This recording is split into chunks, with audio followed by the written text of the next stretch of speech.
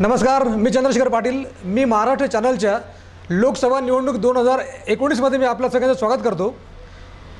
सातत्याने आपण मी महाराष्ट्राच्या माध्यमातून कुठली पण निवडणूक असेल तर आपण त्याच्यावरती एक चर्चा करतो. या शहरातलं मत काय आहे, या शहरातले विचारवंतांची मतं काय आहेत, बोल मतदार बोलच्या माध्यमातून या शहरातले जे काही वंचित आहेत किंवा ज्यांना खरोखरच या शहरामध्ये विकास झाला पाहिजे अशा लोकांची मतं काय आहेत, अशा प्रकारची सगळ्यांची मतं आपण जाणून घेण्याचा प्रयत्न करत असतो आणि ते लोकांसमोर आपण ठेवत असतो. यावेळेला देखील लोकसभा निवडणुकीमध्ये आपण ही जी काही चर्चा आहे ही चर्चा आपण ठेवलेली आहे आणि या चर्चेच्या माध्यमातून नक्की आपण या आपल्या धुळे शहरातला प्रचार कुठपर्यंत चालला आहे, नक्की धुळे शहरातल्या लोकांचं काय मत आहे, त्यांची काय अपेक्षा आहे, या सगळ्या गोष्टी आपण मी महाराष्ट्र चॅनलच्या माध्यमातून या सगळ्या गोष्टींचा उहापोह करणार आहोत. आपल्यासोबत आहेत पत्रकार दिलीपजी विभांडिक. ते साप्ताहिकाचे संपादक आहेत. 52 कशी हे साप्ताहिक ते गेल्या अनेक वर्षापासून काढतायत. दुसरे आहेत महेंद्रजी भावसार, ॲडव्होकेट महेंद्र भावसार. मी महाराष्ट्र चॅनलचे वेलविशर आहेत. अनेक कार्यक्रमांचं देखील ते सूत्रसंचालन करत असतात, निवेदन करत असतात आणि अनेक चर्चांमध्ये ते भाग घेत असतात. तिसरे जे आपल्याकडे पाहुणे आले ते आहेत रवींद्रजी इंगळे, पत्रकार संघाचे ते माजी अध्यक्ष आहेत आणि ते देखील या संपूर्ण गोष्टीवरती आपल्या धुळे शहरात काय चाललं आहे, धुळे शहरात काय झालं पाहिजे अशा प्रकारचं ते देखील या धुळे शहरावरती बारीक लक्ष ठेवून असतात आणि अनेक चर्चांमध्ये ते देखील भाग घेत असतात. 17वी जी काही लोकसभा आहे त्या 17व्या लोकसभेसाठी आता मतदानाला सुरुवात झालेली आहे आणि 543 जागांसाठी मतदान सुरू झालं आहे. येत्या 29 तारखेला महाराष्ट्रामध्ये शेवटचा टप्पा जो काय असेल मतदानाचा तो संपेल आणि मग पुढे देशामध्ये टप्प्याटप्प्याने हे सगळं मतदान पार पडणार आहे. पण महाराष्ट्रामध्ये 29 तारखेला ही संपूर्ण निवडणूक प्रक्रिया जी आहे ती पूर्ण पार पडणार आहे. आपण पाहतोय बाळासाहेब, पहिला प्रश्न तुम्हालाच आहे. आपण पाहतोय की ही जी काही निवडणूक आपण म्हणतो की प्रत्येक निवडणूक ही मागच्या निवडणुकीपेक्षा काहीतरी वेगळी निवडणूक असते. गेल्या वेळची जी काही निवडणूक होती ती निवडणूक जी होती ती मोदी यांच्या अवतीभोवती केंद्रित असणारी होती आणि मोदी लाट प्रचंड म्हणजे फार मोठ्या प्रमाणावरती मोदी लाट होती. विरोधकांनी मोदी लाट शेवटपर्यंत मान्य केली नाहीच, पण मोदी लाटेचा गेल्या वर्षी किंवा गेल्या निवडणुकीमध्ये जो काही फायदा झाला तो आपण आपल्या डोळ्यांनी बघितलेला आहे. काय सांगाल आपण? प्रत्येक निवडणूक ही मागच्या निवडणुकीपेक्षा वेगळी असते, ही गोष्ट खरी आहे. परंतु यावेळची निवडणूक आजवर झालेल्या सर्व निवडणुकांपेक्षा भिन्न आहे हे आता आपल्याला मान्य केलं पाहिजे. कारण या ठिकाणी आत्ताची जी निवडणूक होते आहे त्या निवडणुकीचं सारं संचलन जे चाललेलं आहे ते पार्टी विथ डिफरंट म्हणणाऱ्या भाजप यांच्या नेतृत्वाखाली चाललेला आहे आणि एकूणच यावेळेचा जो माहोल आहे तो सगळा बदलून गेलेला आहे आणि पारंपरिक पद्धतीने जे निवडणूक होत होती त्या पद्धतीने या निवडणुका होत नाही आहेत. विशेषतः तर नीट आपण जर बारकाईने पाहिलं निवडणुका कधी जाहीर होणार, कधी काळी तर असं म्हटलं जात होतं की असं लोकांचा समज होता निवडणुका जाहीर होतात की नाही, परंतु एकंदरीत ज्यावेळेस जाहीर झालं तोपर्यंत तर BJPच्या प्रमुख मतदारसंघांमध्ये त्यांचे बड्या लोकांचे स्टार प्रचारकांच्या भाषणे आणि सभा देखील मोठमोठ्या झाल्या होत्या आणि ते त्यांना ठाऊक असल्यामुळे त्यांनी ते सगळं भाषणावर आटपून त्यांनी निवडणूक जारी केल्यानंतर एकूण अशा प्रचार सभांनाही फार महत्त्व न देताना केवळ सामाजिक जे माध्यमं आहेत त्या माध्यमातून ते सोशल मीडियाच्या माध्यमातून या निवडणुकीचा प्रचार होतो आहे आणि एकूणच अतिशय वेगळ्या पद्धतीची निवडणूक होती आहे. अगदी बरोबर आहे बाळासाहेब. आपण जे काही म्हणलात की या देशातली जी काही परिस्थिती होती निवडणुकीला अनुकूल आहे की नाही अशा प्रकारचा प्रश्न सगळा या संपूर्ण देशाला पडला होता आणि अनेक राजकारणी अनेक विचारवंत या गोष्टीवरती सातत्याने विचार करताना दिसत होते आणि चर्चा करताना दिसत होते. भावसार सर, मी प्रश्न तुम्हाला विचारेल. जसं आता बाळासाहेब आत्ता म्हणले की बाबा या देशामध्ये निवडणुका होतील की नाही होतील अशा प्रकारची परिस्थिती निर्माण झाली होती. त्याचं कारण आहे की जो एअर स्ट्राईक करण्यात आला त्याच्या आधी जो काही पुलवामाचा हल्ला झाला आपल्या देशावरती त्या माध्यमातून देशामध्ये जी काही अतिशय चिंताग्रस्त परिस्थिती निर्माण झाली त्यामुळे निवडणुका होतील की नाही अशा प्रकारची एक लोकांच्या मनामध्ये एक भीती निर्माण झाली किंवा मग हे जे काही सरकार आहे हे या निवडणुका आपण खाऊन टाकेल का किंवा निवडणुका न घेता आणखीन पुन्हा किती दिवस राज्य करतील अशा प्रकारची एक शंका होती. काय आपण सांगाल? या शंकेशी मी सहमत होणार नाही. साधारणपणे भारताची लोकशाही ही जगातली सगळ्यात मोठी लोकशाही समजली जाते. त्याच्यामुळे त्या लोकशाहीच्या निवडणुका कुठल्याही कारणाने बंद पडतील असं काही शक्यता कुठेही वाटत नाही. त्याच्यामुळे भारताची लोकशाही अत्यंत जिवंत आणि जगातली सगळ्यात मोठी लोकशाही आहे. कितीही संकट आले कशी नाही, पुलवामाची जी काही परिस्थिती घडली होती आणि मोठ्या प्रमाणावरती आपले जे 40-42 सैनिक मारले गेले होते त्यावेळेला अशी एक चर्चा सुरू झाली होती. चर्चा होती तरी देखील माझं असं म्हणणं निवडणुका या नियमितपणे होतील आणि त्या झालेल्या आहेत आणि याच्या पुढे होतील. बरोबर. निवडणुका बंद होईल ही शक्यता भारतात तरी तूर्त शक्य नाही. बरोबर. हल्ले झाले, परिस्थिती युद्ध जर झालं असतं, जर युद्ध झालं असतं तर निवडणुका पुढे ढकलल्या गेल्या असत्या, आणीबाणीची परिस्थिती निर्माण झाली असती, ही निवडणुका पुढे गेल्या असत्या. परंतु भारताची लोकशाही ही निवडणुका घेईलच, ती निवडणुका बंद करणार नाही. आपलं म्हणणं अगदी बरोबर आहे. आपण जर धुळ्याच्या जिल्हा परिषदचा विचार केला बाळासाहेब, तर धुळ्याची जी काही जिल्हा परिषद होती ती आता या 3 महिने आधी आपली झाली पाहिजे होती, पण ती काही तांत्रिक अडचणीमुळे तिला पुढे ढकलण्यात आलं आहे. तर तशा प्रकारची ही पण लोकसभेची निवडणूक पुढे ढकलली जाईल का? आपण काय सांगाल रवींद्रजी? अशा प्रकारची एक चर्चा होती. एकंदरीत जे या देशामध्ये गेल्या 5 वर्षामध्ये ज्या अपेक्षेने सरकार निवडून आलं होतं, लोकांच्या फार मोठ्या अपेक्षा या ठिकाणी वाढल्या. विकासाचा मुद्दा घेऊन या ठिकाणी लोकांमध्ये एक आश्वासक स्थिती निर्माण झाली होती आणि मधून मोदी लाट प्रचंड मताने निवडून आले. पण गेल्या 5 वर्षाचा त्यांचा कारभार पाहता लोकांचा हा भ्रमनिरास झालेला आहे. या ठिकाणी बेरोजगारीचा फार प्रश्न मोठा निर्माण झालेला आहे. उद्योगधंदे बंद पडलेले आहेत, मंदीची अवस्था आहे, आर्थिकदृष्ट्या आपला देश अतिशय मागे गेलेला आहे. आणि आता जे 17व्या लोकसभेसाठी निवडणुकीचे वातावरण निर्माण झालेले आहे, या निवडणुकीच्या वातावरणामध्ये विकासाचा मुद्दा बाजूला पडून देशप्रेम, धर्म या गोष्टी, अनावश्यक गोष्टींवर फार मोठ्या प्रमाणात चर्चा होते आहे. तरुण पोरांना जे आपलं शहीदांना मतदान करा अशा पद्धतीने एक आव्हान करून वेगळ्या पद्धतीने भावनिक मुद्दा या ठिकाणी निर्माण केला जात आहे. त्याच्यामुळे ह्यावेळेस लाट वगैरे असा नावाचा काही एक प्रकार नाही. खरी कसोटी ही मतदारांची राहणार आहे. बरोबर. कारण सोशल मीडिया सुद्धा फार मोठ्या प्रमाणामध्ये प्रगत झालेला आहे. प्रत्येकाच्या खिशामध्ये मोबाईल आहे आणि तो देशामध्ये काय चाललेलं आहे याची चर्चा तो स्वतः ऐकतो आहे. आणि या देशाची जनता खऱ्या अर्थाने या निवडणुकीमध्ये निर्णय देणार आहे असं मला असं वाटतं. एक आणखी प्रश्न असा आहे की महेंद्रजी भाऊसाहेब, आपण सातत्याने कॉमन मॅनसोबत असतात. अनेक शिक्षकांचे प्रश्न आपण सोडलेले आहेत, अनेक कामगारांचे प्रश्न आपण सोडले आहेत वकिलीच्या माध्यमातून. अनेक कामगारांना, शिक्षकांना न्याय मिळवून दिला असेल. म्हणजे जो या समाजातला जो काही घटक आहे तो खऱ्या अर्थाने जो आणखीन सामान्य माणसाशी जोडलेला असतो, त्या सगळ्या घटकाला आपण न्याय मिळवून देण्याचं काम सातत्याने करत असतात. एक जी काही चर्चा संपूर्ण देशभरात चाललेली आहे, पहिली गोष्ट जी काही ती नोटबंदी मी विषय काढेल. नोटबंदी जे काय आहे, नोटबंदी, GST आणि या देशातला काळा पैसा जो काय तो बाहेर निघेल अशा प्रकारची जी काही चर्चा होती, ती चर्चा पूर्णपणे फोल ठरली आहे आणि मोदी सरकार कुठल्याही परिस्थितीत मान्य करताना दिसत नाही आहे, अशी एक स्थिती आहे.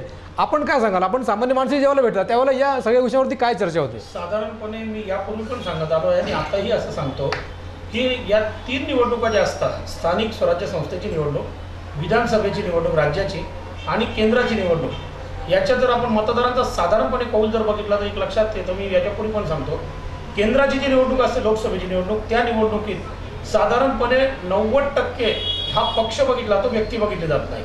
म्हणजे व्यक्तीचा फारसा संपर्क त्या मतदाराशी आलेला नसतो, कारण मतदारसंघ मोठा आहे. डॉक्टर सुभाष भामरे असो किंवा कुणाल पाटील असो, जे काही उभे असतील, त्यांचा मतदाराशी प्रत्यक्ष वैयक्तिक संपर्क फार कमी असतो. त्याच्यामुळे या लोकसभेच्या निवडणुकामध्ये जास्तीत जास्त पक्ष आणि त्यांचे धोरणं देश पातळीवरचे याला पाहून मतदान केलं जातं. व्यक्ती ही त्या मानाने गौण असते. राज्याच्या लेवलला जर आलो विधानसभेला तर हा रेशो जो आहे हा 50-50% होतो. 50% साधारणपणे पक्ष बघितला जातो, धोरणं बघितलं जातं, 50% व्यक्ती बघितली जाते. आणि खाली स्थानिक पातळीवर आपण महानगरपालिका, जिल्हा परिषद निवडणूक आलो तर तिथे जवळजवळ 100% व्यक्ती पाहिली जाते. ही व्यक्ती माझ्या वार्डातली आहे, माझ्या शेजारची आहे, माझ्या कॉलनीतली, ती कशी काम करते, तिचा पक्ष कोणता आहे हा पाहिला जात नाही. त्याच्यामुळे तिथे व्यक्ती बघून मतदान होतं. हा एक साधारणपणे बायफर्गेशन आपण केलेलं आहे. तर त्या परिस्थितीत जर आपण बघितलं तर सर्वसामान्य मतदार आता कोण व्यक्ती उभा आहे याच्यापेक्षा ती व्यक्ती कोणत्या पक्षाकडून उभी आहे आणि त्या पक्षाचे ध्येयधोरणं काय आणि देशाची एकंदरीत परिस्थिती काय याच्यावर चर्चा करताना दिसतो.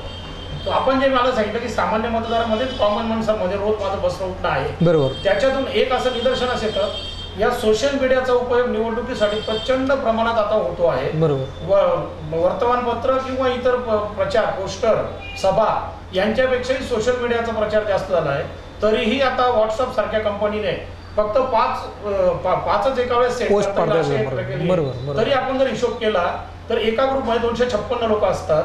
अशा 5 ग्रुपला जर तुम्ही ॲट अ टाइम करायचं म्हटलं तरी सुद्धा तुम्ही 12,000-15,000 लोकांपर्यंत ते पोहोचवू शकतात. म्हणजे एक पोस्ट जर तुम्ही टाकली तर 256 गुणिले 5 साधारणपणे 12,500 लोकांपर्यंत ते पूर्णपणे जातं. आणि जर असं 10,000 कार्यकर्त्यांनी, 5,000 कार्यकर्त्यांनी जर त्या पोस्ट केल्या तर एका वेळेस आपण जवळजवळ 1 कोटी लोकांपर्यंत पोहोचू शकतो, लाखापर्यंत. हा सगळा हिशोब आहे. त्याच्यामुळे सोशल मीडिया, दुसरा एक महत्त्वाचा भाग असा आहे की पेपर मी सकाळी वाचणार आहे, मी कुठेतरी मला वेळ मिळाल्यानंतर वाचणार आहे. हा सोशल मीडियाचा पार्ट असा आहे, मी रेल्वेची वेटिंग करायला बसलेलो वेटिंग रूममध्ये, तरी मी ताबडतोब सोशल मीडिया बघून घेतो, ताबडतोब बघून वाचतो, व्हॉट्सअप बघतो, फेसबुक बघतो. मी रेल्वेत बसलेलो आहे, मी कुठं वेटिंगला बसलो आहे, दवाखान्यात बसलो आहे, मी प्रवासात बसलो आहे, तरीसुद्धा मी त्याचं ऑब्झर्वेशन करत असतो. म्हणजे सोशल मीडियाचं वाचन पब्लिकपर्यंत पोहोचणं हा वेळेचा प्रश्न हा दिवसभर चालू असतो. बरोबर. आणि तो जवळजवळ आता सगळ्यांकडे सोशल मीडिया आलेला आहे. म्हणजे अगदी छोट्याशा मजुरापासून तर मोठ्यापर्यंत सगळ्यांकडे अँड्रॉइड फोन आले. त्याच्यामुळे या निवडणुकीमध्ये सोशल मीडिया हा सगळ्यात महत्त्वाचा फॅक्टर ठरणार आहे. म्हणून प्रत्येक पक्षाने आपली एक टीम सोशल मीडियासाठी स्वतंत्र केलेली आहे. ती टीम सकाळपासून सोशल मीडियाला कोणत्या पोस्ट टाकायच्या, आलेल्या पोस्टचे काय उत्तरं द्यायचे याच्याप्रमाणे केलं जातं आहे. याच्याने मतदार पूर्णपणे गोंधळलेला आहे. मतदाराचं आज मत पूर्णपणे वेगळं असतं आणि उद्या सोशल मीडियाला उत्तर आलं तर त्याचं मत पूर्णपणे वेगळं झालेलं असतं. बरोबर. त्याच्यामुळे हा सोशल मीडिया पूर्णपणे कन्फ्यूज होत आहे आणि मतदारांचा जो काही सामान्य मतदार आता हा अतिशय जागरूक झाला आहे. आपण त्यांच्याशी चर्चा केल्यावर तो देश पातळीवरच्या याच्यावर चर्चा करतो आणि त्याच्यावर पूर्णपणे लक्ष आहे. पूर्वी मतदारांचं लक्ष नव्हतं, आता अतिशय जागरूक आहे, प्रत्येक गोष्टीवर चर्चा होते. आपण जो काही मुद्दा विचारला होता नोटबंदी, जीएसटी वगैरे हा, याच्याबद्दल आपण जर आत्तापर्यंत बघितलं तर निश्चितपणे नोटबंदी ही सक्सेस झाली असं सांगणारा एक वर्ग आहे आणि नोटबंदी ही फेल झाली असं सांगणारा एक वर्ग आहे. आपण कशाही पद्धती दोन्हीकडे मुद्दे आहेत, दोघांकडे मुद्दे आहेत, त्याच्यामुळे याच्यावर कुठलाही आपण फर्म निर्णय घेऊ शकत नाही. जीएसटी हा अतिशय फायदेशीर आहे असं पटवून सांगणारा पण एक पूर्णपणे वर्ग आहे आणि जीएसटी ही फेल गेली असं सांगणारा पण एक वर्ग आहे. त्याच्यामुळे हे दोन विषय सक्सेस झाले किंवा नाही याच्यापेक्षा हे राजकीय पातळीवर चर्चेचे विषय होऊन गेलेले आहे. राजकीय पातळीवर याला दोन्ही बाजूची चर्चा आहे की तो सक्सेस पण झालेला आहे आणि तो फेल पण झालेला आहे. बरोबर. त्याचा परिणाम निवडणुकीवर किंवा मतदारावर होईल असं मला फारसं वाटत नाही, कारण दोन्ही बाजू त्याला आहे. मतदार या गोष्टीकडे बघणार नाही आहे. ही निवडणूक जी या मुद्द्यांपेक्षा नरेंद्र मोदी या व्यक्तीभोवती जास्त पसरली गेली आहे. कारण भाजप म्हणजे नरेंद्र मोदी म्हणजे भाजप असं एक समीकरण झालेलं आहे. त्याच्यामुळे नरेंद्र मोदी या व्यक्तीभोवती केंद्रित झालेली आहे. जीएसटी, नोटबंदी किंवा पुलवामा असेल किंवा सैन्याचं असेल हे मुद्दे पूर्वी चर्चेला होते. आता निवडणूक लागल्यानंतर ते बरेचसे मागे पडलेले आहे. त्याच्याकडे पाहून मतदान होईल असं मला फारसं वाटत नाही. बाळासाहेब, हाच मुद्दा मी पुन्हा तुम्हाला विचारतोय की नोटबंदी असेल, जीएसटी असेल, याच्यावरती सातत्याने प्रचंड विरोधाभास निर्माण करण्यात आला आहे आणि तशा प्रकारचा फटका देखील या आपल्या संपूर्ण देशाच्या अर्थव्यवस्थेला बसलेला आहे. अशा प्रकारचे अनेक गणितं, आरबीआयचं जे काही धोरण असेल किंवा आरबीआय दरवेळेला जे काही आपले गणितं मांडतं किंवा यावेळेला आपला जो काही विकास दर होता, विकास दर यावेळेला किती असला पाहिजे होता आणि किती आता झाला आहे, किती खाली आला आहे, या गोष्टीवरती सातत्याने चर्चा होते आणि अशा प्रकारची आकडेवारी सातत्याने बाहेर येते. आता जीएसटीचं असेल, आता महेंद्र भावसार असे म्हणलं की या गोष्टीवरती चर्चा होते, पण एक वर्ग याचं प्रचंड समर्थन करणार आहे आणि एक वर्ग या संपूर्ण गोष्टीला न मांडणार आहे. जीएसटी जो होता तो 28% होता, आता 28% जो काही जीएसटी अगदी बोटावर मोजण्या इतक्या काही वस्तूंवरती आलेला आहे.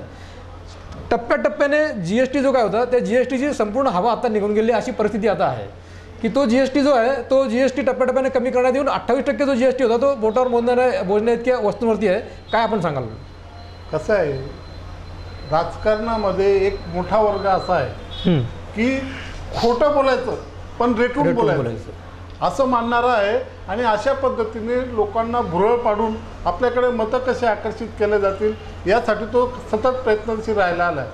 तसं काही काळ त्यांचं ते शक्य म्हणजे प्रत्यक्षात उतरलंही, त्यांचे जे प्रयत्न होते ते त्यांचे फळात लागले देखील वगैरे. परंतु सदा सर्व काळ मतदारांना, लोकांना तुम्ही सदा सर्व काळ काहीतरी बनवत राहाल वगैरे असं काही होणार नाही.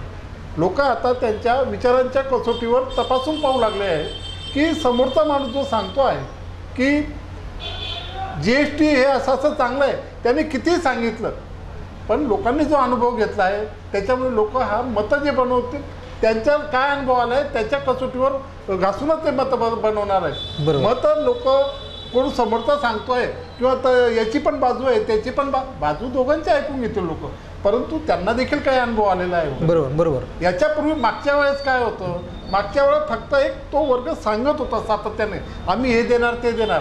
आता लोकांकडे 5 वर्ष गेले, बरोबर, पांढरे खालून बरंच पाणी वाहून गेलं आहे. त्याच्यामुळे कसं आहे, लोकांना अनुभव आला आहे. हे तरी मागच्याही वेळा बोलले होते.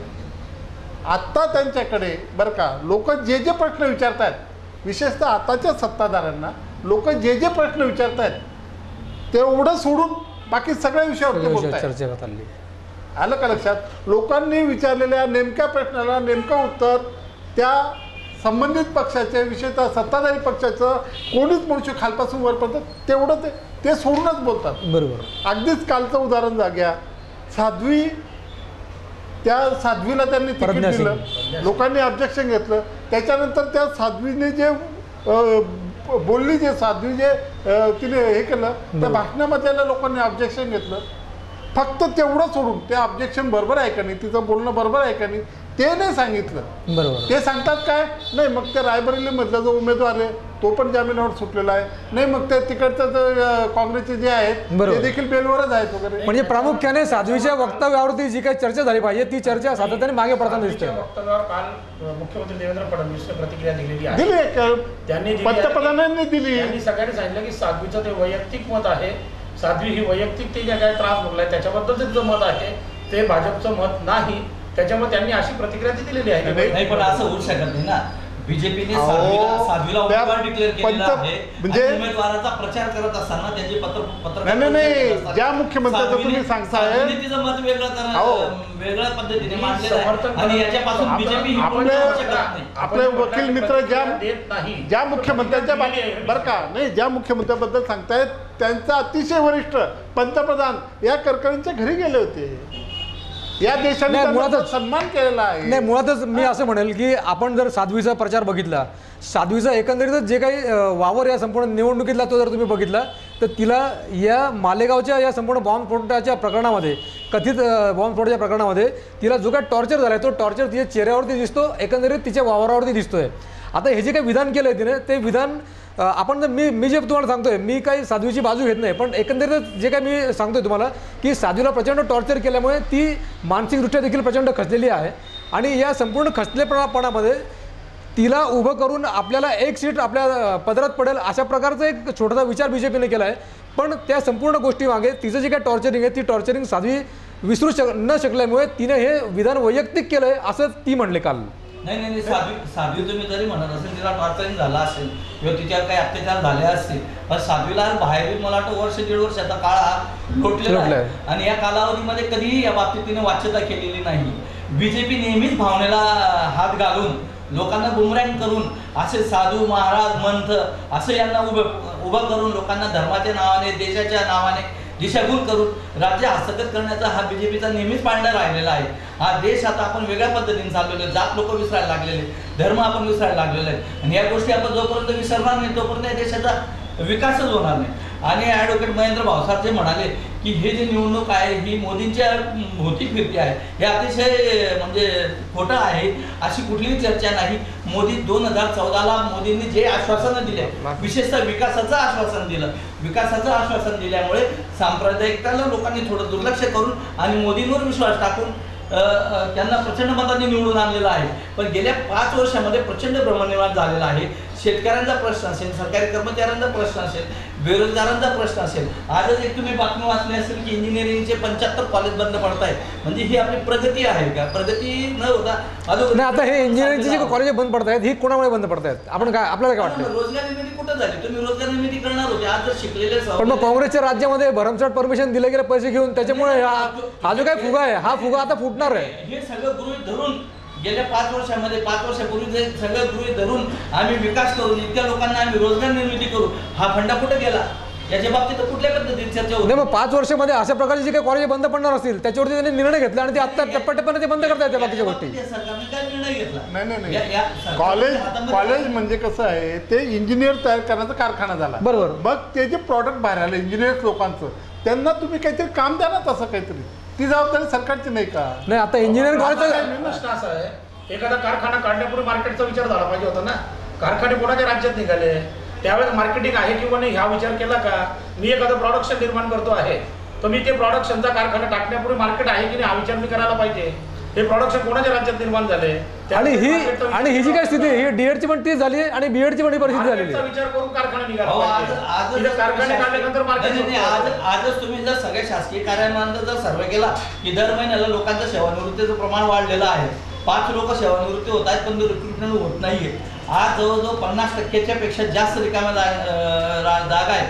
23,80,000 पदं पूर्ण देशामध्ये रिक्त आहेत. दरवर्षी 1100-1200 UPSCच्या 1200-1500च्या आसपास ॲव्हरेज असतो, परंतु 759 जागांचं त्या ठिकाणी आहे. बरेच पद रिकामे असल्यामुळे जनतेची कामं अडून बसलेली आहेत. एकाच माणसावर फार मोठ्या प्रमाणात त्या अतिरिक्त कारभार आल्यामुळे त्याची मानसिक स्थिती खालावलेली आहे. BJPने फक्त मीडिया हा कव्हरेज केलेला आहे आणि लोकांना हॅमरिंग करून लोकांची दिशाभूल करण्याचा हा प्रयत्न चाललेला आहे. पण या ठिकाणी जनता अतिशय हुशार आहे. मोदींच्या चेहऱ्याभोवती हे निवडणूक फिरणार नाही. तर जनतेला जो ग्राउंडला त्या जमिनीवर त्यांना जो अनुभव येतो आहे त्याचा तो राग व्यक्त केल्याशिवाय या ठिकाणी ते राहणार नाही. बरं का, power corrupt but absolutely power corrupt absolutely. म्हणजे सत्ता माणसाला भ्रष्ट बनवते, अमर्याद सत्ता अमर्याद भ्रष्ट बनवते. इंदिरा गांधींना ज्यावेळेस थंबिंग मेजॉरिटी मिळाली तर त्यांनी या देशामध्ये आणीबाणी लावली. आणि आता भावसार साहेब आता म्हटलं थोड्या वेळापूर्वी की या देशात असे निवडणुका पुढे ढकलल्या जाऊ शकत नाही, तर त्यांनी 2 वेळा निवडणुका पुढे ढकलल्या, आणीबाणी जाहीर केली. हा त्याचाच पुढचा भाग म्हणजे निवडणुका. म्हणजे ते कशामुळे शक्य झालं त्यांना, ते सत्तांध झाले, सत्ता सोडायची नव्हती, सत्ता मदाने ते अंध झालेले होते, त्यामुळे त्यांना ते शक्य झालं तशा पद्धतीने वगैरे. तर माझं म्हणणं हे आहे, असं करता येतं. आता त्यावेळेचे सत्तांध लोक आणि आताच्या सत्तांध लोकांचा मुख्य फरक मला जो दिसतोय तो असा, इंदिरा गांधीच्या काळामध्ये सत्तेमध्ये फक्त ज्याला आपण मातले म्हणता येतो, कोण मातलं होतं, फक्त अधिकारी मंडळी. अधिकारी मंडळी ते सगळीकडे ते त्यांचा तो रोप जमवत होते. परंतु आता असं म्हणावं लागतं की आता अधिकाऱ्यांसोबतच अगदी गावोगावचे पुढारी देखील ते अशा प्रकारे हे केलं आहे. आणि साध्वीचं जे आहे तर त्यातलाच भाग आहे ना की त्यांच्या अंगात सत्ता भिडलेली आहे. आता कालच आलं ते येतं, या पक्षात कालच तिकीट मिळालं, भिडली सत्ता त्यांच्या अंगामध्ये आणि तेही काहीही बरायला लागले. अशा पद्धतीने साध्वींचा मुद्दा का आपल्याला जास्त गरजेचा आहे, तो जरी तिकडे भोपाळला जरी झालेला असला तरी ती ज्या प्रकरणात अटक झालेली होती मालेगाव बॉम्बस्फोट मध्ये, मालेगाव आपल्या मतदारसंघात, त्याच्यामुळे साध्वीच्या मुद्द्याचा परिणाम हा धुळे लोकसभा मतदारसंघावर निश्चितपणे होणार आहे. त्याच्यामुळे तिथे धुळ्याचे लोक बारकाईने लक्ष ठेवून आहे. या बाबतीत मी एक साधं उदाहरण दिलं, म्हणजे साध्वीचं म्हणणं चुकीचं की बरोबर हाही विषय बाजूला ठेवू, अजित करकरेंनी काय केलं हाही विषय थोडा वेळ बाजूला ठेवू. मी एक वेगळं उदाहरण आपल्याला असं सांगतो की एखादा भारतीय जवान आहे, त्याने युद्धामध्ये अतिशय चांगल्यापैकी कामगिरी केली आणि त्याला चांगल्यापैकी अवॉर्ड मिळाला, एक पुरस्कार मिळाला. परंतु भारतीय सैन्यात येण्यापूर्वी जर त्याच्यावर 2 बलात्काराच्या केसेस असतील गावातल्या, आणि गावातल्या त्याने बलात्कार केलेले होते अतिशय क्रूर पद्धतीने, त्या केसेस असतील, तर त्याने तिकडे चांगली कामगिरी केली म्हणून या बलात्काराच्या केसहून त्याला निर्दोष सोडावं का? नाही, हा महत्वाचा प्रश्न आहे. प्रश्न हा अजित करकरेंसाठी नाही, तसं नाही. हा मुद्दा भिन्न आहे. उलट अजित म्हणजे काय हेमंत करकरे पुरस्कार किंवा त्यांचं जे काय झालं तो पार केव्हा झालेला आहे, साध्वीला अटक झाल्यानंतर हा पार संघटनेला आहे. बरोबर, म्हणजे ते शहीद केव्हा झाले किंवा ते अवॉर्ड केव्हा मिळाला याच्या नंतर घडलेला आहे. हा साध्वीचा प्रकार त्याच्या पूर्वी घडलेला प्रकार आहे. बरोबर आहे, तो बाहेर आलेला नसेल त्यावेळेला अटकेतच होते साध्वी. हो, ती अटकेत होती. त्याच्यामुळे त्यांच्या अवॉर्डच्या किंवा त्यांच्या शहीद होण्याच्या अगोदरचा पार्ट हा. बरोबर, जर अगोदरचा पार्ट आता तो खरा खोटा मी याच्यात जात नाही, परंतु त्यांना अवॉर्ड मिळाला किंवा ते शहीद झाले म्हणून त्यांच्या पूर्व इतिहासामध्ये जाऊच नये किंवा त्यांनी काही केलेले वाईट कृत्य असेल त्याच्यावर चर्चाच करू नये, या मताशी मी सहमत नाहीये. साध्वीचं म्हणणंच काय होतं, पूर्णपणे तिची बाजू मांडण्याची संधी होती. कधीही न्यायालयामध्ये तिने तिला उभं केलं असताना तिने कधीही सांगितलं नाही की माझ्यावर टार्गेटिंग झालेली आहे, असं कधीही तिने विषय घेतला नाही. आणि कारागृहाच्या बाहेर येऊन सुद्धा इतके वर्ष झाल्यानंतर, इतके दिवस झाल्यानंतर तिने पत्रकार परिषद घेऊन सांगायला पाहिजे होतं की तुम्ही ज्या शहीदचा जो तुम्ही सन्मान करताय, पण या शहीदाने असं या बाबतीत कधी ती साध्वी बोललेली नाही. त्या साध्वीने जो माफीनामा केला ना, त्यात तिने स्पष्ट म्हटलेलं आहे. आपल्याकडे कसं आहे म्हणाले, परकीयांच्या हातून, परकीयांच्या गोळीबारातनं किंवा दुसऱ्या बाहेरच्या देशातल्या पाकिस्तानाच्या या लोकांच्या किंवा अतिरेक्यांच्या याच्यातनं जो मारला जातो तो शहीद होतो, असं तिचं म्हणणं आहे वगैरे. तेवढं नाही, त्याने त्याचा प्राण अगदी पणाला लावला, त्यात गमावला देखील. त्यांच्या शहीदबद्दल शंकाच घ्यायची शंका घेतलं नाही, त्यांनी शंका घेतलंय. त्याच्या पूर्वीच्या जे काय कृत्य होतं त्याच्याबद्दल चर्चा चालू आहे. नाही, मुळात जसं आपण म्हटलं ना की एखादा जवान असेल त्याने त्याच्या पूर्वाश्रमीच्या जीवनामध्ये त्याने जर बलात्कार केला असेल किंवा बलात्कार न म्हणता आपण म्हणू की वाईट काम केलं असेल की जे समाज विघातक असेल अशा प्रकारचं काम जर त्याने केलं असेल आणि त्याच्यानंतर सेनेत जाऊन त्याने देशासाठी बलिदान दिलं असेल, अगदी त्याच्या जीवावरती घेऊन बलिदान दिलं असेल आणि संपूर्ण देशाला त्याचा अभिमान वाटेल अशा प्रकारे त्याने जर बलिदान दिलं असेल तर तो शहीद म्हणून गणला जातो आणि तो देशासाठी अतिशय ज्याला आपण म्हणतो ना एक फक्र की बात आहे अशा प्रकारचं एक बोलणं केलं जातं. पण मुळातच असं आहे की अशा प्रकारचं जो काही जवान असेल अशा प्रकारच्या जवानाला भरती करून घेतलीच जात नाही. त्याची आधीची त्याची प्रोफाईल बघितली जाते, त्याची प्रोफाईल बघितली जाते. पण तुम्ही जे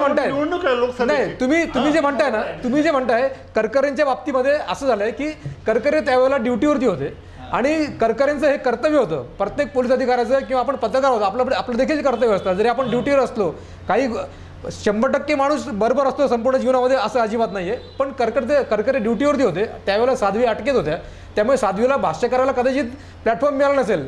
जसं इंग्रज सर म्हणतायत, तुम्ही नानासाहेब तुम्ही जे काय म्हणतायत त्याप्रमाणे साध्वी ज्यावेळेला बाहेर आली त्यावेळेला तिने का बरं पत्रकार परिषद घेतली नाही?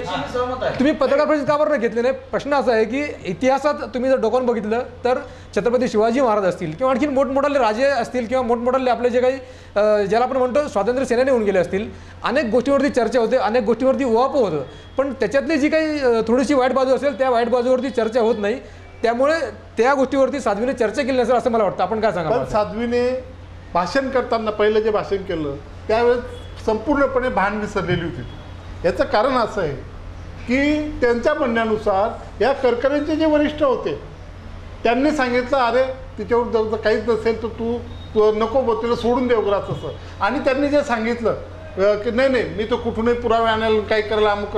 वास्तविक एखाद्या जेलमध्ये असलेले एखादे आरोपी आणि ते वरिष्ठ अधिकारी त्यांच्या ऑफिसामध्ये असतात वगैरे, तिथं काय चाललं यांना कळण्याचं कारण काय वगैरे. आणि यांनी तर असं सांगितलं आपलं गप्पा मारतो आपण आता चर्चा करतो असं ते चर्चा करताना घडलंय. रंग आहे, राजकीय रंग अगदी बरोबर. म्हणजे ते भानच नाही या गोष्टीचं काही. नाही, कारण साध्वींनी 1.5 वर्ष यांच्या म्हणण्याप्रमाणे शांत बसली आणि आत्ताच तो मुद्दा तिने करकरेचा काढला. याच्यामागे राजकारणच आहे, याच्यामागे निवडणुकीचा मुद्दा आहे, याच्याबद्दल आपला वाद नाही. आणि त्यांचा आपसात बोलणं झालं ही सगळं कशी सांगू शकत नाही. एखादा शहीद झाला त्याच्या पूर्वश्रमीच्या इतिहासात आपण जाऊ नये या मताची फक्त मी सहमत. मुख्यमंत्र्यांनी पण सांगितलं की हे चुकीचं आहे. मागे एक मोठी संघटना उभी होती, एक मोठा विचार उभा होता. न्यायालयात सुद्धा तिने कधी नाराजी व्यक्त केली नाही, पत्रकार परिषद घेतलेली नाही.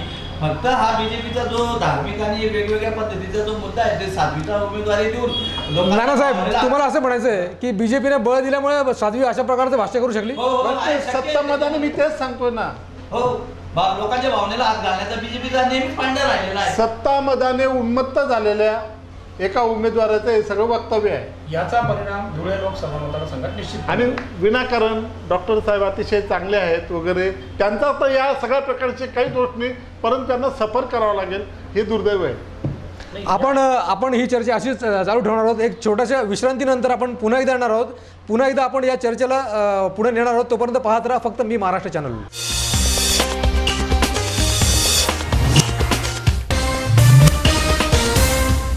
नमस्कार, मी चंद्रशेखर पाटील. मी महाराष्ट्र चॅनलच्या या लोकसभेच्या चर्चेमध्ये मी पुन्हा एकदा आपलं स्वागत करतो. या आधीची आपली जी काही चर्चा होती, आधीच्या चर्चेमध्ये आपण देशपातळीवरती चर्चा केली आहे. देशपातळीवरती नक्की निवडणुकांना सुरुवात कशी झाली, काय चर्चा झाली आणि कुठला पक्ष किंवा बीजेपीवरतीच आपण फक्त चर्चा केली आहे की बीजेपीने कुठल्या प्रकारचा मुद्दा लोकांसमोर ठेवला आहे. मला असं वाटतं की हा मुद्दा पुन्हा एकदा आपण एक चर्चेला घेऊ आपण देशपातळीवरचा, असं मला वाटतं. आपली जी काही चर्चा ब्रेकच्या आधी झाली ती चर्चा अशी होती की बीजेपीच्या भोवती सगळी चर्चा झाली आणि शेवटी आपण साध्वीने जे काही वक्तव्य केलं त्याच्यावरती आपण येऊन थांबलो आहे. मला एक सांगा, या देशामध्ये ज्या काही निवडणुका जाहीर झाल्या त्या निवडणुकावरती आज देखील बीजेपीचं जे काही आपण जो रंग म्हणतो तो रंग आजही आहे. आपण सुरुवातीला चर्चेमध्ये आपण असं म्हणलो की मोदी नावाचा फॅक्टर नाही आहे किंवा बीजेपीचं तसं काही फार राहिलेलं नाही आहे. लोक चिडलेले आहेत, GST असेल किंवा मी जो काही मुद्दा काढला त्याच्यामुळे लोक चिडलेले आहेत आणि आता बीजेपीला सत्ता मिळणार नाही, अशा प्रकारची आपली चर्चा आधीच्या सेशनमध्ये आपली झाली आहे. पण मी असं म्हणतो की आजही मोदींची सगळी भाषणं काढा, मोदी म्हणतात की मोदी सरकार आएगा और मोदी सरकार आपको लाना है. मोदींचे नेते सगळे सांगतात की मोदी सरकारच येईल आणि मोदी को आपको वोट देना है, मोदी को वोट देना है. हे जे काय चाललंय हे कशाचं देतो काय? नाही, मोदीचे आपण जे म्हणतात की मोदीवर लोक विश्वास ठेवत आहेत. मोदी जर एवढे सक्षम नेते तर महाराष्ट्रामध्ये जी आयरामांची जी स्थिती आहे मोठ्या प्रमाणात आराम करून आणि मोठ्या प्रमाणात काँग्रेस किंवा इतर पक्ष असेल त्यांचे उमेदवार किंवा त्यांच्याकडचे नेते फोडून ते आणण्याची काही गरज राहिलेली आहे. म्हणजे याचाच दुसरा अर्थ असा होतो की मोदींचा हा करिश्मा संपलेला आहे. त्यांना इलेक्टेड कॅन्डिडेट नाही, मोदींनी नेते फोडले अशा प्रकारचे काही पुरावे आहे का आपल्याकडे? मग आहेत ना, भाजपने गेले म्हणजे का कोणी फोडले? ते स्वतःहून गेलेत ना भाजपमध्ये. स्वतःहून कशाला जातील ते लोक? यांनी बोलून आपण महाजन जे वाक्य नेहमी या ठिकाणी धुळ्यामध्ये हे करतात, आता तुम्ही पुढच्या एपिसोडला बघा, आता ते आमच्या बरोबर येणार आहे, ते आमच्या बरोबर येणार आहे. हा हे कशाचा प्रकार? नाही, मुळात असं असतं, एखादं जर दुकान चांगलं चाललं असेल तर त्या दुकानासमोर प्रचंड मोठी लाईन असते. नाही तर मग तशी लाईन बीजेपीकडे लागली आहे. कॅन्डिडेट बघायचा, त्याला खेचून आणायचा आणि त्याला बीजेपीचं लेबल लावायचं आणि मोदीचा करिश्मा म्हणायचा. नाही, मुळातच नाही, असं नाहीये. म्हणजे बीजेपीतून सोडून पण दुसरीकडे गेले. ते पहा, आता काही दिवसापूर्वी या ठिकाणी धुळे पालिकेच्या निवडणुका झाल्या. या महापालिकेच्या निवडणुकीच्या वेळेस ज्यांच्याकडे बीजेपीचं पूर्ण सूत्र होतं ते गिरीश महाजन, त्यांनी इथं येऊन पहिल्या दिवशी सांगितलं, शेवटपर्यंत ते एकच गोष्ट सांगत राहिले, 50+ आम्ही निवडून आणू. तेवढेच त्यांनी निवडून आणले. कशामुळे, कशाच्या जोरावर ते सांगत होते, कशामुळे तेवढे झाले वगैरे, एकही कमी का नाही झाला, एकही जास्त का नाही वाढला, याचं कारण लोक मागून राहिले. याचं उत्तर मागताय लोक. याचं कारण लोकांना हवं आहे काय आहे, नेमकं वगैरे काय आहे. आणि त्याच्यानंतर ते त्यांना संकटमोचक म्हटलं गेलं. ते जिथं जाऊन जेवढा आकडा बोलला तेवढंच करत गेले. असं नेमकं काय आहे? तर याचं सगळं इंगित जे आहे ते EVM मशीनमध्ये आहे. आणि या लोकसभा इलेक्शनमध्ये जे 2 टप्पे झालेले आहेत, आता उद्या तो परवा तो 3रा टप्पा होऊ घातलेला आहे. तर या ठिकठिकाणच्या अनेक ठिकाणच्या लोकांनी रितसर तक्रारी दाखल केल्या आहेत. अगदी प्रकाश आंबेडकरांनी सोलापूरमध्ये केलं, तिथं तर सुशीलकुमार शिंदेंनी देखील त्या ठिकाणी केलं वगैरे. इकडे नांदेडला अशोक चव्हाणांच्या मतदारसंघात बऱ्याच लोकांनी केलं वगैरे. बाळासाहेब अशा हे ते EVM मशीन मध्ये देखील काहीतरी त्यांचे ताकद रेकॉर्डली. आता प्रश्न असा आहे की कितीही EVM मशीन मध्ये काहीही झालं, अगदी ते सिद्धही झालं, सगळं झालं, तर न्यायालयाची भूमिका की ही आहे की निवडणुकीत इंटरफेअर करायचं नाही. बरोबर. निवडणूक होणार, तिचे निकाल डिक्लेअर होणार, लोक तिथं बसणार, ते कसे बसले, काय बसले, हा नंतरचा विषय. येणाऱ्या 5 वर्षात चर्चा होत राहणार. न्यायालय त्याच्यामध्ये इंटरफेअर आता करणार नाही. बरोबर. त्याच्यामुळे EVMचा विषय आता आपल्या दृष्टीने फार महत्वाचा नाहीये. तो असेल, चुकीचं सगळं असेल, पण निवडणुकीच्या याच्यात आता त्या EVM मशीनवर निवडणूक थांबवली जाणार नाही. निवडणूक होणार आहे. मी आदरणीय न्यायालय जे आपले स्थापित झालेले घटनेनुसार त्या न्यायालयाची गोष्ट करत नाही. माझं मत आहे आता हे लोक न्यायालयात आलेला आहे हा मुद्दा. आता बरं, लोक न्यायालयात आलेलं आहे, लोकांच्या ऐरणीवर आलेलं आहे आता, बरं का. आणि करणार का नाही, अजून काही ठिकाणी मतदान व्हायचं बाकी, मॅक्झिमम ठिकाणी अजून बाकी आहे. आणि मतदानामधून आपला सगळा रोज दाखवायचा म्हटला तरी मशीन मध्ये रोज दिसला पाहिजे ना. तो दिसला नाही तर करणार काय तुम्ही? अहो तुम्हाला कारण की ते रोज दाखवण्याचं माध्यम तेच आहे आज. जे लोक महापालिकेच्या निवडणुकीमध्ये निवडून आलेले आहेत त्यांच्यामध्ये सुद्धा आज आत्मविश्वास नाही. वार्डामध्ये अजून सुद्धा ते फिरले नाही. निवडून आल्यानं देखील वाटत नाही आपण निवडून आलोय. त्याला सुद्धा वाटतं की कशा पद्धतीने निवडून आलेलो आहे. अशा परिस्थितीत याच्यावर तुम्ही एक सांगेल, EVM मशीनवर अनेक चॅनलवर, अनेक चर्चांमध्ये, अनेक त्याच्यात सगळ्यांच्या चर्चा झाल्या, प्रादेशिक लेवललाही झाल्या, राष्ट्रीय लेवललाही झाल्या. बरोबर. जर EVM मशीन बद्दल जर सगळा डाऊट होता तर विरोधी पक्ष जे काही आहेत, एकाही विरोधी पक्षाने असं एक मोठी न्यायालयीन संघर्ष केला का निवडणुकीच्या पूर्वी की नाही EVM मशीन चालणार नाही, इतके अनुभव आहे, इतकं सगळं आहे, याचा स्टडी करून एखादी याचिका दाखल झाली आणि ते EVM मशीन बंद करा आणि बॅलेट पेपर घ्या, याच्यावर विरोधी पक्षाने कुठेही फोकस केला नाही किंवा त्यांची ताकद खर्च केली नाही किंवा त्यांनी असं कुठलंही पहिल्या टप्प्यातलं नाही, बाळासाहेब तसं नाहीये. पहिल्या टप्प्याचं मतदान जरी झालं असेल तरी भावसार जे म्हणतात त्या गोष्टीला एक आधार असा आहे की विरोधी पक्ष कुठेतरी प्रचंड कमी पडत आहेत आणि विरोधी पक्षांना स्वतःच्या बाबतीत कॉन्फिडन्स नाही. काय सांगायला आपण? नाही, मी सांगतो तुम्हाला, पहिल्या टप्प्याच्या मतदानानंतर आंध्राचे चंद्राबाबू नायडू, नंतर तिकडे त्या पश्चिम बंगालच्या मुख्यमंत्री ज्या होत्या त्या, नंतर हे सगळे लोक दिल्लीत आले आणि त्यांनी तिथे संयुक्त पत्रकार परिषद घेऊन त्यांचे रितसर त्यांनी तक्रार निवडणूक आयोगाकडे केली. कारण त्यांनी पाहिलं न्यायालयात जायचंच नाही, हा प्रश्न आहे ना, काहीतरी प्रश्न बुवा इकडचे परस्पर न्यायालय बाहेर सोडवले पाहिजे ना. त्यांनी निवडणूक की विधानसभाच्या निवडणुकीत जर अनुभव आला होता तर लोकसभा निवडणुका सुरू होण्यापूर्वी एखादं न्यायालयीन प्रकरण का नाही दाखल केलं की हे सगळं बंद करा म्हणून? जर पुरावे असते तर, प्रचंड पुरावे, म्हणजे विरोधी पक्षाने जिथे पाहिजे तिथे लक्ष दिलेलं नाहीये. आणि आता आपल्याला सांगून काय उपयोग नाही, त्या विधानसभापासून तर लोकसभेपर्यंतच्या कालावधीत एखादा एक मजबूत विरोधी पक्षाकडे जर सगळे ईव्हीएमचे पुरावे होते तर एखादा एक मजबूत प्रकरण न्यायालयात दाखल झालं असतं आणि ईव्हीएम मशीन बंद झालं असतं. परंतु विरोधी पक्षाने ते बंद करायचा प्रयत्न केला नाही, कुठलाही केला नाही. आणि आता कसं आहे की जेव्हा ज्याची हार होईल तो म्हणेल की ईव्हीएम मशीन ॲक्ट झाला, ज्याची हार होईल असंच म्हटलं जातं. विरोधी पक्ष कमी पडतायत ही गोष्ट तर मान्य केली. आणि दुसरी गोष्ट आपण जे म्हटलं होते की यांनी सांगितलं की मोदींचे चुका, मोदी 5 वर्षात तर करिश्मा करू शकले नाही, जे काय झालं सगळं बरोबर आहे. प्रश्न असा आहे की आजच्या जनतेसमोर की उभे असलेला कोणीही चांगला नाही आहे. मी असं म्हणतो की कोणीही चांगला नाही आहे, मोदीही चांगला नाही, दुसराही चांगला नाही. आता मतदारांसमोर निवड अशी करायची आहे की थोडा चांगला आणि थोडा वाईट. चांगला हा अतिशय वाईट आहे, हा थोडा वाईट आहे आणि हा जास्त वाईट आहे. चांगला कोणीच नाहीये, पूर्ण चांगला.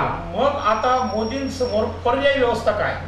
जोपर्यंत सक्षम पर्याय मोदींसमोर दिसत नाहीये आणि आपल्याला दिसतंय की विरोधी पक्षामध्ये कुठेही एक असा सक्षम पर्याय, एक नाव आपण घेऊ शकाल की हा विरोधी पक्षाचा पंतप्रधानाचा उमेदवार आहे असं सगळे विरोधी पक्ष एकमताने सांगताय, असा एखादा पर्याय आपल्याकडे जर असता आणि राहुल गांधी जरी म्हणत असले तरी तो सगळे विरोधी पक्ष सहमत नाहीये. असा जोपर्यंत पर्याय आपल्याला मिळत नाही तोपर्यंत जे आहे त्यालाच चालू द्या अशी मतदारांची भूमिका असते. नाही जसं आपण नाही मी त्याच्यावरती परत एकदा येतो बाळासाहेब, त्याच्यावर तुम्ही बोला. प्रश्न असा आहे की आता महेंद्र वासरा असं म्हणले किंवा सक्षम पर्याय नसल्यामुळे कोण माणूस आपल्याला पाहिजे, त्याला जर रिप्लेसमेंट मिळत नसेल तर लोक म्हणतात की आधीचाच माणूस बरा आहे. प्रश्न असा आहे की वरच्या लेवलला गठबंधन झालं, राहुल गांधी असतील, मायावती असतील किंवा मुलायमसिंग यादव असतील किंवा त्यांचे चिरंजीव असतील, या सगळ्यांच्या मिटिंगा झाल्या, सगळ्यांनी एकत्र यायचं ठरवलं आणि हे सगळे एकत्र आले देखील. त्याच्यात दक्षिणेच्या राज्यांनी देखील त्याला त्यांची पाठराखण केली. त्यानंतर मायावतीने असं सांगितलं, अचानक एका रात्रीनं डिक्लेअर केलं की राहुल गांधी हे आमचे पंतप्रधान पदाचे उमेदवार नाहीत. काय आपण सांगाल? बरं का, पर्याय मी तुम्हाला सांगतो. पंडित नेहरू ज्यावेळेस गेले त्यावेळेस लोक म्हणायचे की आता हा देश कोणाकडे पाहिजे बा, कारण पंडित नेहरूच गेल्यानंतर त्यांना वाटलं हा देश आता अंधारात तास पडणार आहे. पण देश थांबला नाही. इंदिरा गांधी गेल्यानंतर लोकांना तेच वाटलं, देश थांबला नाही. असं कधीच कोणी गेल्यानंतर काही थांबत नाही. आणि हा जर मनुष्य एवढा सक्षम पर्याय आहे, मोदी जर एवढा सक्षम पर्याय आहे का, हे 5 वर्ष झाले ते इकडे आलेले आहेत वगैरे केंद्राच्या राजकारणात, त्यापूर्वी काही देश चालला नाही. या देशाचं काय आणलं होतं त्याच्याशिवाय? असं कधी होऊ शकत नाही. सामूहिक नेतृत्व होईल. बीजेपीचा पर्याय नाही हा एक प्रकारचा मानसिक तंत्र आहे आणि लोकांच्या भावनेशी नेहमी हात खेळला जातो. या निवडून आलेल्यांमध्ये सक्षम पर्याय निर्माण होऊ शकतो. या देशाचं राज्य सकट तंत्र मोदी या देशाचं राज्य सकट एक वेळा देवेगौडांनी देखील पंतप्रधान म्हणून हाकलेलं आहे. असं काय होऊ शकत नाही. सामान्य माणूस असा म्हणतो की कुबड्यांवर उभं राहणाऱ्या सरकारपेक्षा एकमुखी सरकार चांगलं, मग ते वाईट का असेल ना, पण एकमुखी असलं पाहिजे. वाईट का सामान्य मत. मी काय म्हटलं अगोदर, चांगला वाईट, थोडा वाईट आणि जास्त वाईट. बरोबर. चांगला कोणाला म्हणतच नाहीये. नाही, मला आपल्या चर्चेत बरोबर आहे की कमीत कमी वाईट निवडायचं आहे, हे तर मान्य आहे. बाळासाहेब, अमुक माणसाशिवाय पर्याय नाही असं होऊ शकत नाही ना. बाळासाहेब आणि नानासाहेब, मला असं वाटतं की आपली जी काही चर्चा झाली त्या चर्चेचा सूर असं दिसतोय की आपण दोघं जण मोदी विरोधी, एकंदरीत ज्याला म्हणतो ना आपण मोदी विरोधी आंदोलनात आपण सामील झाल्यात असं मला एकंदरीत दिसतंय चर्चेवर. मोदी विरोधी वगैरे नाही, मी तर नाव देखील घेत नव्हतो.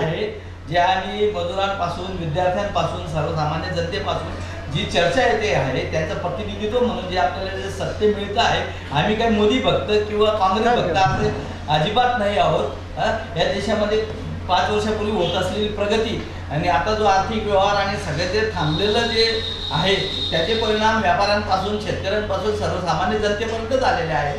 आणि मीडियाचा आधार घेऊन जो प्रकार चाललेला आहे, मोदी भक्तांनी जो चालवलेला आहे की मोदी खूप चांगले आहेत. आता मला सांगा, धुळ्याचं उदाहरण, आपण तुम्ही एखादं घर बांधायचं असेल, एखादं अगोदर तुम्ही प्लॉट घेतात, त्याची मंजुरी घेतात, त्याचं लेआउट काढतात, आणि मग ती जागा घेतल्यानंतर त्या ठिकाणी मटेरियल त्या ठिकाणी हे होतं.